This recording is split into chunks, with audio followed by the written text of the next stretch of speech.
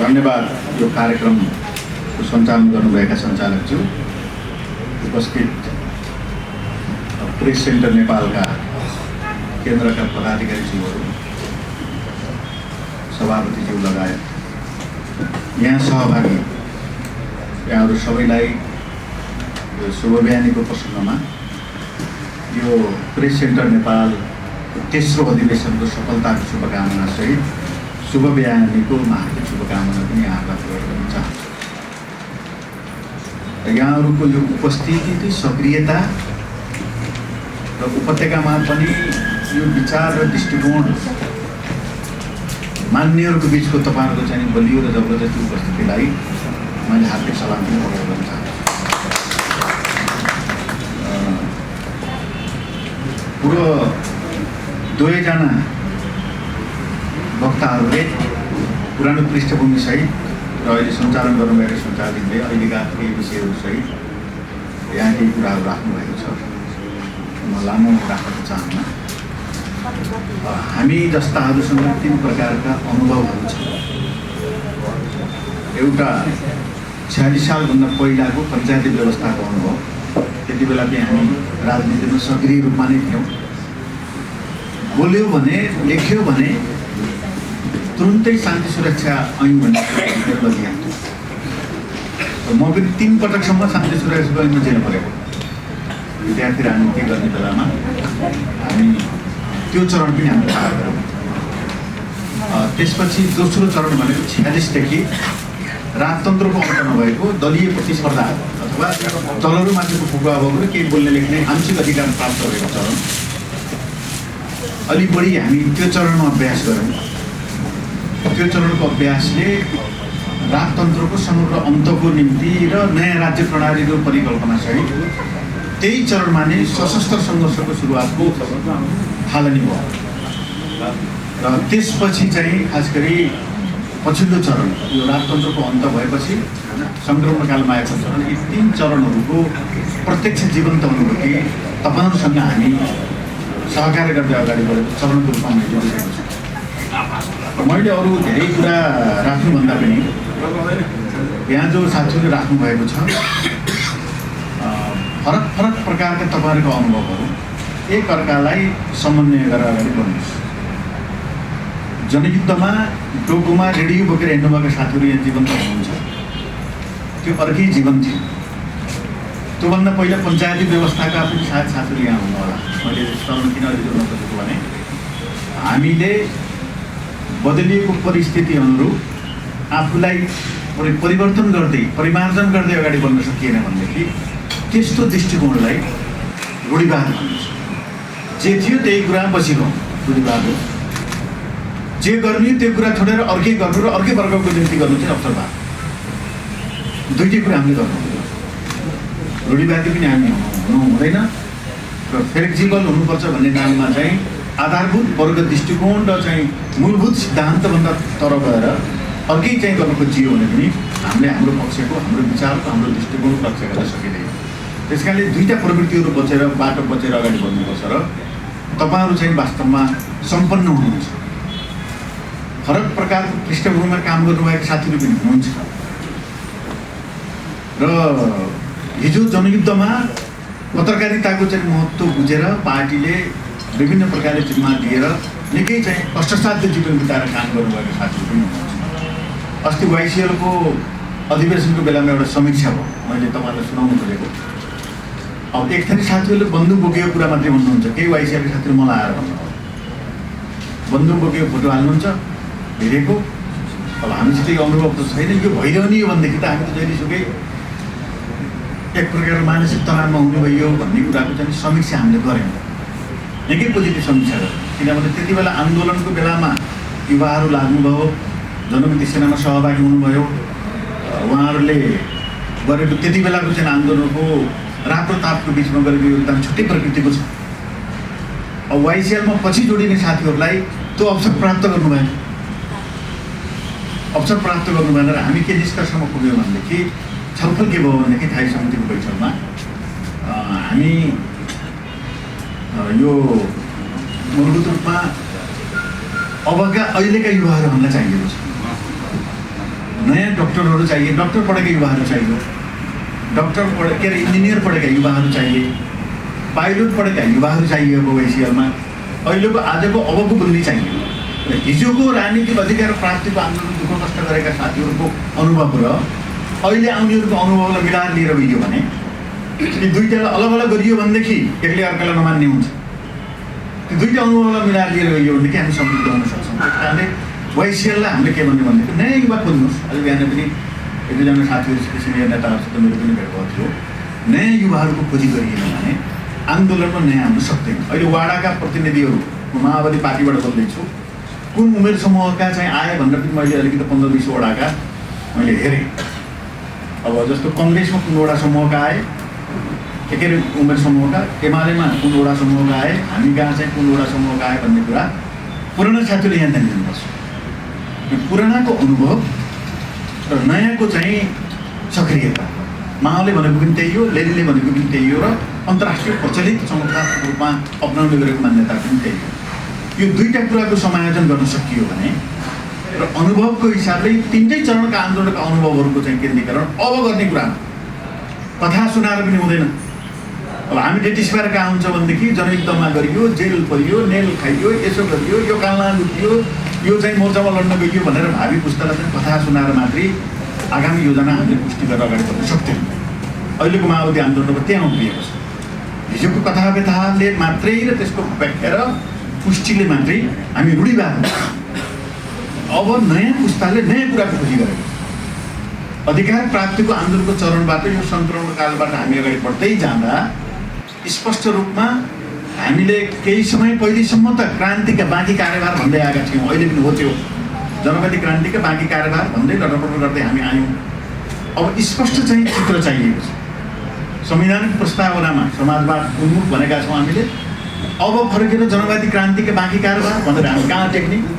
अब जाने भनेको समाजवादमा र त्यसको स्पष्ट चाहिँ राजनीतिक कार्यदिशा, संगठनात्मक चाहिँ राजनीतिक कार्यदिशा अनुरूपको चाहिँ संरचना र त्यसपछि स्पष्ट रूपमा त्यहाँ पुग्ने चाहिँ कार्यक्रम, यो तिनवटा कुरा चाहिएको छ। र अहिले नेकपा माओवादी केन्द्रले, मैले तपाईँलाई पार्टीमा अलिकति प्रसङ्ग लिएर जोड्न खोजेँ, माओवादी केन्द्रले यो आउने राष्ट्रिय सम्मेलनबाट महाधिवेशनसम्म पुग्दाखेरि यो कुराको चाहिँ छिनोफानो र छिचलेर स्पष्ट रूपमा अरू पार्टीलाई समेत नेतृत्व गर्ने गरी कार्यदिशा बनाउनुपर्छ। अब हिजोकै मात्रै पढेर पुग्दैन। त्यस कारणले म तपाईँहरू पत्रकार साथीहरूलाई पनि के भन्न खोजेको भनेदेखि प्रेस सेन्टर नेपालले अहिलेको आजको अब गर्ने बदलिएको परिस्थिति अनुरूप आजको पत्रकारितामा तपाईँहरू अभ्यास गर्नुहोस्। आजको पत्रकारिताको नेचर के छ? हातमा मोबाइल छ, त्यसपछि गएर अनलाइनहरू छ। हिजो चाहिँ एक हप्तामा हामीले पत्रकारिता बलरामजीले भने जस्तो समय गर्नुहुन्छ भनेदेखि एक हप्तामा न्युज दिएर त्यो प्रकाशित भएर यो न्युज छापिएछ भन्ने कुरा प्राप्त गर्दा 1 महिना लाग्थ्यो। 1 महिना लाग्थ्यो।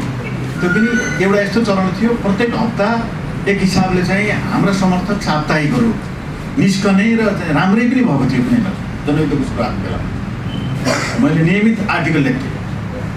लुकिएर राति चाहिँ 2 बजे उठेर मोमबत्ती बालेर बोकेर चाहिँ लेख्ने गर्थेँ मैले। आजभोलि बरु छोडिएको छ।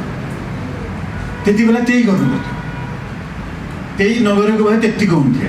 त्यही नगरेको भए प्रेस सेन्टर जन्मिन्थ्यो। त्यही नगरेको भए रेडियो डोका बोकेको रेडियोबाट डाँडा काँडा चाहिँ लुकाउँदै हिँडेको रेडियोबाट त्यति बेला जनता सूचित हुन्थ्यो। अब त्यो कथा होइन आज चाहिँ महत्त्वको हिसाबले त सुनाउँ, ठिक छ, अनुभवहरू आदान प्रदान गर्नुपर्छ, तर नेतृत्व गर्ने भनेको आजको अबको पत्रकारितामा तपाईँले हस्तक्षेप गर्नु।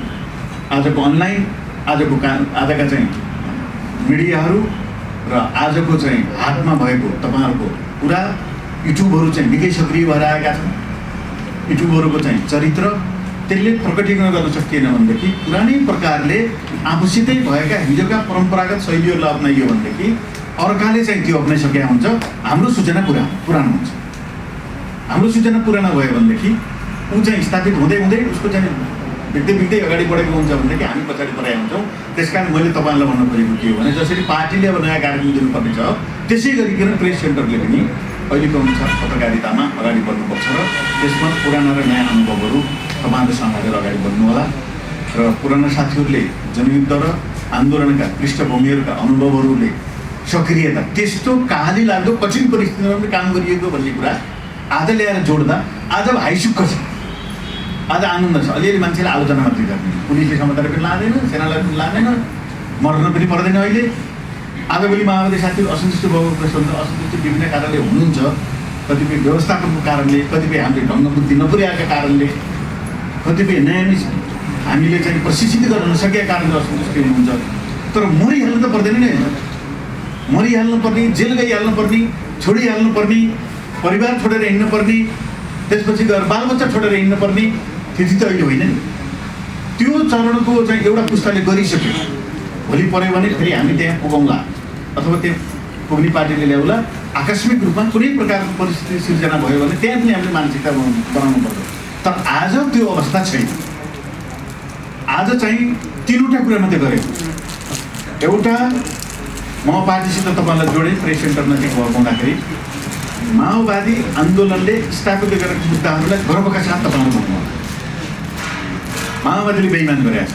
माओवादीले राजतन्त्रको अन्त गरेर नेपालमा सङ्घीय लोकतान्त्रिक गणतन्त्र स्थापना गर्ने भन्यो, त्यसको निम्ति लड्यो।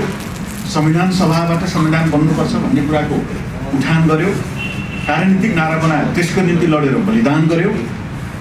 समावेशी समानुपातिक पहुँच प्रतिनिधित्व सहितको नेपाली चरित्रको सङ्घीय लोकतान्त्रिक गणतन्त्र स्थापना हुनुपर्छ भन्यो, त्यस अनुरूप चाहिँ लड्यो राजनीति बनाएर। त्यो चाहिँ पछिल्ला परिवर्तनहरू तपाईँहरूलाई थाहा छ। यी जति परिवर्तनहरू भए तपाईँहरूले गर्वका साथ भन्नुहोस्।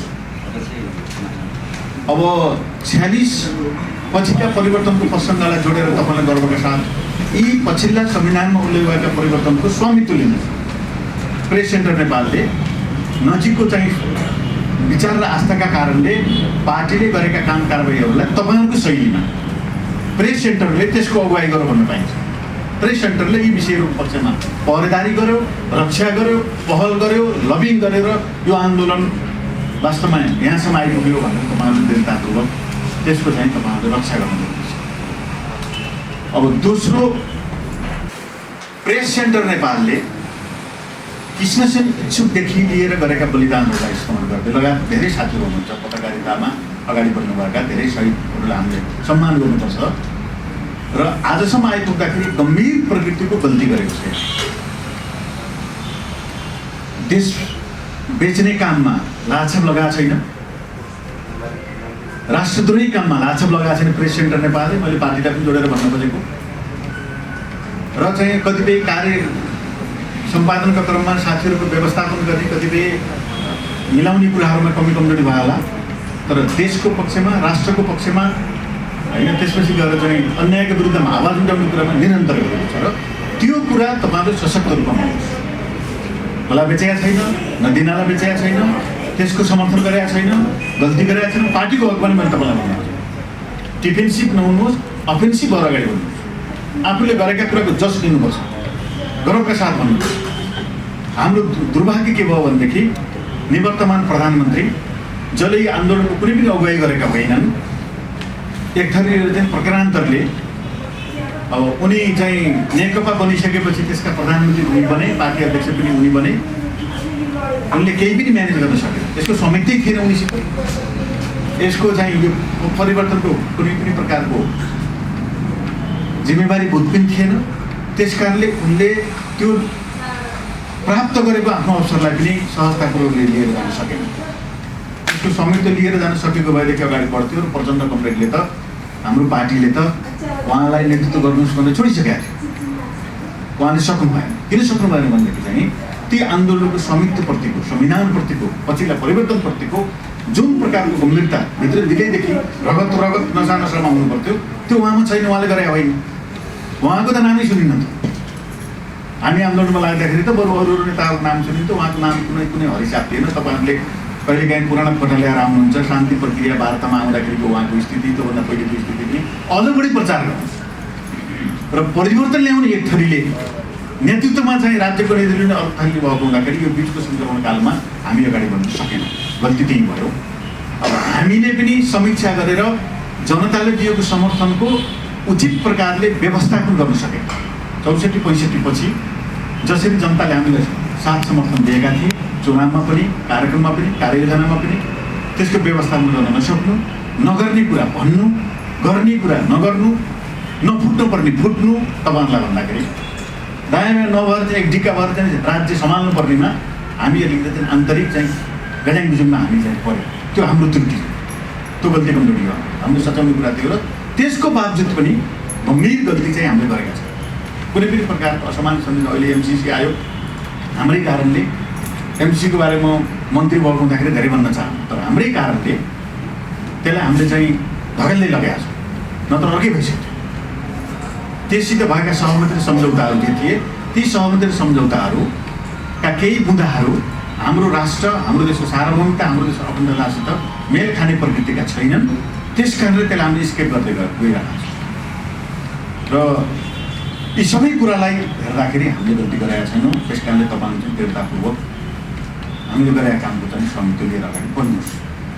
अब तेस्रो कुरा म फेरि चाहिँ प्रेस सेन्टरका साथीहरूले भन्न चाहन्छु, तपाईँ चाहिँ आगो भएर अगाडि बढ्नुहोस्। यी दुईटा कुरा हामीले गल्ती पनि गरेका छैनौँ, हामीले के पनि गरेका छौँ भन्ने कुराको दृष्टिले अब अगाडि बढ्नियो। अब समाजवादी क्रान्तिको विचार अनुरूप अगाडि बढ्नियो र प्रेस सेन्टरले त्यो प्रकारको भूमिकाको नेतृत्व गर्नुपर्छ। र तपाईँहरू शक्तिशाली भएर, तपाईँहरू सशक्त भएर, तपाईँहरू जुझारु भएर, जुझारु भनेको चाहिँ क्षमतामा जुझारु, हिजो चाहिँ डोको बोकेर चाहिँ तपाईँको गोला बारुद बोक्ने जुझारु हुन पर्दैन। अहिले क्षमतामा जुझारु, सृजनशीलतामा जुझारु, हाम्रो विचार र दृष्टिकोणप्रति डिफेन्सिभ नहुँदैन, अफेन्सिभ चाहिँ त्यसको प्रतिवाद गर्ने कुरामा जुझारु। यी तिनवटा कुरा, सृजनशीलतामा, क्षमतामा र हामीले प्रतिवाद गर्ने कुरामा चाहिँ सशक्त रूपमा प्रतिवाद गर्ने कुरामा चाहिँ जुझारु हुने कुरा आजको चाहिँ तपाईँहरूको आवश्यकता हो। अस्ति स्थायी कमिटीको बैठकमा हामीले एउटा समीक्षा गऱ्यौँ, मैले पार्टीसँग जोडेको छु तपाईँहरूलाई। के समीक्षा गऱ्यौँ भनेदेखि हामी आनन्द मान्ने जस्तो भयौँ। एउटा कोही कमरेडलाई कुनैले चाहिँ आक्रमण गर्यो भने, हिजो चाहिँ कुनै साथीलाई कसैले आक्रमण गर्यो भनेदेखि चाहिँ भौतिक प्रतिवाद पनि गरिन्थ्यो, हामीले वैचारिक प्रतिवाद पनि गरिन्थ्यो, त्यसको रक्षा गरिन्थ्यो। आज हामी आनन्द मान्ने प्रकार भनेको चाहिँ तपाईँको उदासीन हुने, कि आनन्द मान्ने भनेको चाहिँ खुसी भएर भन्नु खोजेको मैले, उदासीन हुने। कुनै कमरेडलाई कसैले आलोचना गर्यो, विरोध गर्यो भनेदेखि बाहिर सार्वजनिक रूपमा उदासीन हुने, त्यसको प्रतिवाद नगर्ने, हो त त्यसले त्यस्तै गरेको हुँदाखेरि ठिकै गरेको होला भन्ने अर्का थरीले अनि चुप्ता लाउनु पर्ने हुँदै चाहिँ हामी डिफेन्सिभ भयौँ। कमरेड प्रचण्डको हकमा म भन्दैछु, अब आजभोलि सबभन्दा बढी हमला प्रचण्डमाथि भएको छ, माओवादी आन्दोलनमाथि। आज चितवन तपाईँले हेर्नुभयो, यो अस्ति चितवनको परिघटना हेर्नुभयो भने म जोडेर भन्न चाहन्छु, निरन्तर अब प्रचण्डलाई चितवनमा चुनाव जित्न सकेनन्, जिताउने होइन, यहाँ जनता जिताउन चाहन्छन् भनेर अड्डी कसेर चाहिँ ओली पक्ष ग्रुप त्यहाँ लागि परेको छ। नहुनु पर्थ्यो। गठबन्धनकै चाहिँ एकजना नेताले प्रचण्डको बारेमा सार्वजनिक रूपमा गठबन्धनको चितवनको एकजना नेता, नेपाली काङ्ग्रेसको नेताले अहिले असान्दर्भिक कुरा चाहिँ गरे। र तपाईँहरूले म पनि के भन्न चाहन्छु भने प्रचण्डले चितवनबाटै चुनाव जित्नुपर्छ र त्यहाँको जनताले जिताउनुपर्छ। तपाईँहरू ठोक्नु होला, लेख्नु होला। हामी रक्षा गर्छौँ, पार्टी र चाहिँ प्रेस सेन्टर नेपालले र चितवनको जनताले जिताउनुपर्छ। र हामी अहिले भनेका छौँ त्यसरी मात्रै हाम्रो रक्षा हुन्छ।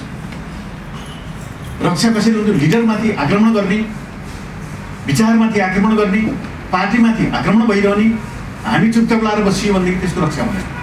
त्यस कारण त्यसको प्रतिवाद गर्नुपर्छ, त्यहाँको हकमा मात्रै हो। त्यसैगरी हामीले हाम्रो विचारको प्रतिवाद गर्नुपर्छ। र हामीले भनेका छौँ अहिले यो वडाहरूको चाहिँ अधिवेशन हुँदै जाँदा, त्यसपछि गएर चाहिँ सदस्यता नवीकरण हुँदै जाँदा 8 लाख क्रस हुँदैछ। 8 लाख भनेको नराम्रो रेकर्ड होइन, करिब फर्स्ट पोजिसन आसपास छौँ। त्यसलाई भोट ब्याङ्कमा परिणत गर्न सकियो भनेदेखि पहिलो पार्टी हुन्छौँ। त्यस कारणले अहिलेको हाम्रो आवश्यकता भनेको विचारको रक्षा, विचारको चाहिँ रक्षा र प्रतिवाद, नीतिको रक्षा र नेतृत्वको रक्षा अहिलेको आवश्यकता र मात्रै चाहिँ हामी अगाडि बढ्न सक्छौँ। प्रेस सेन्टर नेपालले त्यो भूमिका निर्वाह गर्नुपर्छ। परिवर्तनकारी विचार, कार्यक्रम र नेतृत्वको रक्षा हुन सकेन भनेदेखि, हामीले अरूले गरेका खण्डन मण्डनहरूको प्रतिवाद गर्न सकेन भनेदेखि हाम्रो त्यस कारणले तपाईँहरूले चाहिँ सशक्त रूपमा यी विषयहरूलाई चाहिँ उठाएर अगाडि बढ्नुहोस्। म अरू धेरै कुरा तपाईँलाई भन्न चाहन्न र हामी अगाडि बढौँ। र यहाँ चाहिँ त्यो तपाईँले हल्ला बहल्ला गर्नुहोस्, कला पुर्याएर यो यहाँ पनि तपाईँहरूलाई खास गरी गठबन्धनको विषयमा प्रेस सेन्टरका साथीहरूलाई अन्याय गर्ने हटाउने केही गर्यो भनेदेखि चाहिँ साँच्चै हामी अरिङ्गाल यो कुनै प्रसङ्ग बनाएको थियो भनेदेखि अरिङ्गालले जस्तो प्रतिवाद गरेन भनेदेखि हाम्रो रक्षा हुन सक्दैन। टिमबद्ध प्रतिवाद गरौँ, विचारमा प्रतिवाद गरौँ, भावनामा प्रतिवाद गरौँ, टेबुलमा गएर टेबुल ठोकेर प्रतिवाद गरौँ। नहोला कुनै एकजना साथीलाई अन्याय पर्यो, हटाइयो, कहीँ चाहिँ अपमान गरियो भनेदेखि चाहिँ तपाईँहरू जानुहोस्, हामी त्यसको रक्षामा पार्टीको तर्फबाट हामी बोल्छौँ, हामी पहल लिन्छौँ र हामी यसरी अगाडि बढ्छौँ। त्यस कारणले प्रतिवाद गरेर रक्षा हुन सक्छ। त्यही रूपमा तपाईँहरू चाहिँ अगाडि बढ्नुहोला र हामी अब गठबन्धनभित्रका कतिपय त्यस्ता समस्या पऱ्यो भने कला पुर्याएर तरिका पुर्याएर तपाईँ अगाडि बढ्नुहोला र हामी चाहिँ सबै हाम्रा संरचनाहरूलाई अब बलियो संरचनाको रूपमा अगाडि बढाउनु भनेका छौँ। राष्ट्रिय सम्मेलन हुँदैछ पार्टीको र हामी 64भन्दा ठुलो बनाउँछौँ भनेका छैन। अब 64-65को स्तरमा पार्टीलाई पुर्याउनुपर्छ भन्ने हामीले सङ्कल्प गरेका छौँ र प्रचण्डलाई पनि हामीले त्यही भन्यौँ। सकिन्नै क्या मलाई कोही साथ दिने छैन कि हो नभन्नुहोस्, उहाँले यो मर्मा भनेको पनि त भन्नुभयो, नभन्नुहोस्, हामी छौँ, हामी साथ दिन्छौँ। हिजो पनि गरेको हो, आज पनि बुढो भएर थाकिएको छैन, गर्न सक्छौँ। यो पार्टीले पहिलो पार्टी बनाउने हो। अब दायाँ बायाँ लगाएका छुटफुट भएका साथीहरूलाई पनि यहीँ ल्याउँ, गोलबन्द गरौँ, वार्ता गरौँ, कुराकानी गरौँ। उहाँहरूले रोपेको बिरुवा पनि हुर्केन, नयाँ गर्छु भनेर जाँदाखेरि पहल गर्नुभएको छ, कोसिस गर्नुभएको छ, अगाडि बढ्न त सकेन। उहाँले पनि समीक्षा गर्नु त सक्नु चलाउँ र अरू आधारभूत रूपमा विचार उद्देश्य र लक्ष्य मिल्नेहरूसित वैचारिक कुरा सहितको एकता अलिक दीर्घजीवी हुँदो रहेछ। बिना विचारको तत्काल चाहिँ आवश्यकताका निम्ति गरिएको एकता हामीले गरेर हेऱ्यौँ, त्यो अगाडि बढ्न सकेन। तर आधारभूत विचार, कार्यक्रम र उद्देश्य र भावना पनि मिल्नेहरूसँग चाहिँ हामीले नयाँ चाहिँ ध्रुवीकरणको कुरा पनि गरौँ र अगाडि बढेर चाहिँ हामीले फेरि एकपटक यो आन्दोलनलाई देशको चाहिँ शक्तिशाली आन्दोलनको पनि लिएर जानुपर्छ भन्ने हामीले एउटा सङ्कल्प गरेका छौँ। त्यही सङ्कल्पसहित राष्ट्रिय सम्मेलन हुँदैछ पार्टीको र तपाईँहरूले पनि अस्ति 3-4वटा गण्डकी प्रदेशका प्रेस सेन्टरका चाहिँ अधिवेशनमा मैले भाग लिएँ। साथीहरूको उपस्थिति जोस्ताको राम्रै लागेको छ। एकजना साथीले चाहिँ हामी त्यसो भनेर बोल्नुभयो, यो नबोल्नुहोस् कहिले पनि भनेको मैले त्यहाँ। पत्रकारिता हामी यति छौँ यति छौँ किन नपऱ्यो, हामी पहिलो हो। हामी हिजो लडेर ल्याएको, परिवर्तन हामीले ल्याएको, हिजो पनि हामीले ल्याएको, भोट पकाइदिएको तलमाथि भयो, हामी पहिलो हो। तपाईँ पनि हामी पहिलो भनेर अगाडि बढ्नुहोस्। र चाहिँ हामीले भनेका छौँ 8 लाख पार्टी सदस्य बनाएको छौँ भने एकजनाले कमसेकम 3जना भोटर त थप्नु पऱ्यो नि, नत्र त पार्टी सदस्य के गर्नु। एकजनाले 3जना थपियो भने 8-24 लाख हुन्छ। बिचमा प्लस गरेर गइयो भनेदेखि अरू 1 लाख थपियो भनेदेखि चाहिँ 2 लाख थपियो भने 10 हुन्छ, 10-30 पुग्छ। यो अभियानसहित हामी गइयो भनेदेखि हामी चाहिँ मतको हिसाबले पनि हामी पहिलो बन्छौँ भन्ने हामीले आकलन गरेका छौँ। 64मा शान्ति प्रक्रियामा आइसकेपछि हाम्रा होल टाइमरको हिसाब गरेर एउटा घरबाट चाहिँ 5जना होल टाइमर त छैन, अपवाद छन् होइन। तर चाहिँ फेरि आफ्नो छोरो मर्न मार्न हिँडेको छ, पुरै लडाइँ भिडाइमा हिँडेको छ, छोरी हिँडेकी छ भनेदेखि त्यो परिवारले त मत हाल्छ नि त। त्यस कारणले चुनावमा प्रतिस्पर्धा गरियो भनेदेखि हामी ठुलो हुन्छौँ भनेर भनेको छौँ। हामी समीक्षा गर्दाखेरि हामी त्यसको पहिलो पार्टी भन्यौँ र अहिले पनि त्यो सम्भावना छ। र अहिले मैले भने जस्तै कतिपय नयाँ पुस्ताका साथीहरू पनि आउनुभएको छ। तपाईँहरू यो भेरी उपत्यकामा यो प्रेस सेन्टर नेपालका त्यसको अधिवेशनमा सहभागी हुनुभएका साथीहरू जो सदस्य हुनुहुन्छ, तपाईँहरूले पनि एकजनाले 3 सदस्य कन्भिन्स गर्नुभयो भने एकजनाले 3 त कन्भिन्स गर्नु पनि गरिहाल्नुहोस्। एकजनाले चाहिँ 3जना कन्भिन्स गर्नुभयो भनेदेखि सङ्ख्याको हिसाबले पनि प्रेस सेन्टर नेपाल भ्यालीमा सबभन्दा बलियो हुन्छ। अनि अरू कौन सा राम्रा छन् र अरू दृढतापूर्वक भन्नु, काङ्ग्रेस राम्रो छ, त्योसित नजिकको सङ्गठन राम्रो छ, एमाले टुटफुट विभाजनको प्रक्रियाबाट अगाडि बढेको छ, के गरेर के राम्रो छ। बरु भए पनि नभए पनि अहिले पोजिटिभ कहाँ भएको छ भनेदेखि बरु दुःख कष्ट पनि गरेको आफ्ना विषयहरू सबै मधेस आन्दोलन सम्हाल्नेदेखि लिएर संविधान घोषणा गर्नेदेखि लिएर यो अहिलेको चाहिँ प्रतिगमनकारी आन्दोलन जो भयो त्यसमा फेरि चाहिँ सम्हालेर देशको चाहिँ कानुन प्रणाली विधान अन्तर्राष्ट्रिय सबै कुराको चाहिँ रक्षा गरेर परिपक्वतापूर्वक चाहिँ जिम्मेवारी लिएर अगाडि बढ्ने पार्टी त माओवादी पो रहेछ त। हामीले प्रचण्डको नेतृत्वमा पो बरु चाहिँ जे हिजो भनिएको थियो त्यो होइन रहेछ भन्ने कुरा बिस्तारै अगाडि बढ्दै गएको छ। त्यस कारणले तपाईँहरूले पनि त्यसै गरिकन चाहिँ यो प्रेस सेन्टर नेपाललाई त्यो रूपमा अगाडि बढाउनु हुनेछ। म कहिलेकाहीँ अलिअलि लेखपढ गर्न रुचाउने खालको मान्छे थिएँ, आजभोलि घटेको छ। हामीलाई पनि चाहिँ ताजगी बनाउनु होला, तपाईँहरू चाहिँ सशक्त भएर अगाडि बढ्नुहोस्। अब तपाईँहरूले जिम्मा लिनुपर्छ। हामी चाहिँ अलि बढी अभिभावकीय भूमिकामा हामी रहन्छौँ। निष्क्रिय हुँदैनौँ, सक्रिय भएर अगाडि बढ्छौँ। अबको आन्दोलन समृद्धिको आन्दोलन, समाजवादी क्रान्तिको आन्दोलन र अबको अभियानको आन्दोलन तपाईँहरू अझ चाहिँ बलरामजी, हाम्रो उहाँ के अरे सचिनजीले फेरि हिजो पनि उहाँहरूले गर्ने, आज पनि उहाँहरूले गर्ने, भोलि पनि उहाँहरूले गर्ने। तपाईँहरू गर्नुहोस् भने अब भन्ने अर्थ भने होइन, नयाँ पुस्ताको सक्रिय भएर आउनु पऱ्यो। आजको चाहिँ मोमेन्टमा नयाँ पुस्ता सक्रिय भएर आउनु पऱ्यो। हिजोको चाहिँ अनुभव चाहिँ उहाँहरूले सेयर गर्नुहुन्छ। तपाईँहरू नयाँ पुस्ता चाहिँ अगाडि बढ्नुहोस्। मलाई पनि रुचि छ। तपाईँहरूले चाहिँ कहिलेकाहीँ प्रेससित सम्बन्धित कुराहरूमा आज बोलाउनु भयो, अन्तर्क्रिया आदि इत्यादि भेटघाट कार्यक्रम गर्ने म तयार रहनेछु। मन्त्रालयको हिसाबले विमल खड्का भाइ मसित हुनुहुन्छ। उहाँको तपाईँहरू सबैले नम्बर लिनु होला। प्रायः मेरो नम्बर पनि तपाईँहरू सबैसित छ। एकाध केही नयाँ अनुहारहरू यो प्रेस सेन्टरको हुनुहुन्छ हुनुहुन्न भन्ने अनुहारहरू पनि आउँदाखेरि मलाई वास्तवमा खुसी लागेको छ। मेरो धेरै जसो साथीहरू चिनेकै साथीहरू हुनुहुन्छ र हामी म आफ्नो तर्फबाट व्यक्तिगत हिसाबले पनि सहयोग पुर्याउने प्रतिबद्धता म तपाईँहरू व्यक्त गर्न चाहन्छु। अब निराशा, कुण्ठा र असन्तुष्टिको पोको बोकेर हामी हिँड्ने होइन। जे भयो जसरी आयो यहाँ आएन। माओवादी आन्दोलनको चाहिँ एउटा ठुलो समस्या भनेको कुरा ठुला गऱ्यौँ हामीले, त्यसले सपना ठुलो बाँड्यौँ अनि त्यही प्रकारको दिमागमा हामीसित रह्यो अनि त्यही सपना अनुरूपको कहिलेकाहीँ त हुँदैन, हिँड्दै जाँदा त हुँदैन। नहुँदाखेरि चाहिँ मान्छे निराश हुने, विक्षिप्त हुने यो एउटा चरणबाट हामी गुज्र्यौँ। त्यो चरण पनि पुरा भएको छ। अब निराशा, कुण्ठा र असन्तुष्टिले हामी अगाडि बढ्न सकिँदैन। हामीले पनि नयाँ जाँगर, नयाँ उत्साह र आवश्यकता चाहिएको छ। प्रेस सेन्टर नेपालले त्यही प्रकारको भूमिका निर्वाह गरेर अगाडि बढोस्। मैले यो शुभकामना तपाईँहरूलाई दिन चाहन्छु र म तपाईँहरूको साथमा रहनेछु र अरू केही आवश्यक पऱ्यो सहयोग भने त्यसको निम्ति पनि हामी चाहिँ सहकार्य गरेर अगाडि बढ्नेछौँ। र फेरि पनि तपाईँहरूलाई फेरि भन्न चाहन्छु, तपाईँहरू अब 1 वर्षभित्रमा देशका 77 जिल्लामा राम्रो उपस्थिति छ। भोलिबाट तपाईँहरूले घोषणा गर्नुहोस्। अब दोस्रो तेस्रो होइन, प्रेस सेन्टर नेपाल मिडिया क्षेत्रमा सङ्ख्याको हिसाबले पनि, गुणको हिसाबले पनि र चाहिँ सृजनशीलताको हिसाबले पनि एउटा पहिलो चाहिँ सङ्गठनको रूपमा तपाईँहरू अगाडि बढ्नुपर्छ। त्यही शुभकामना तपाईँहरू राख्दै मेरा सम्झिँदो भनाइहरू अन्त गर्न चाहन्छु। धन्यवाद, नमस्कार।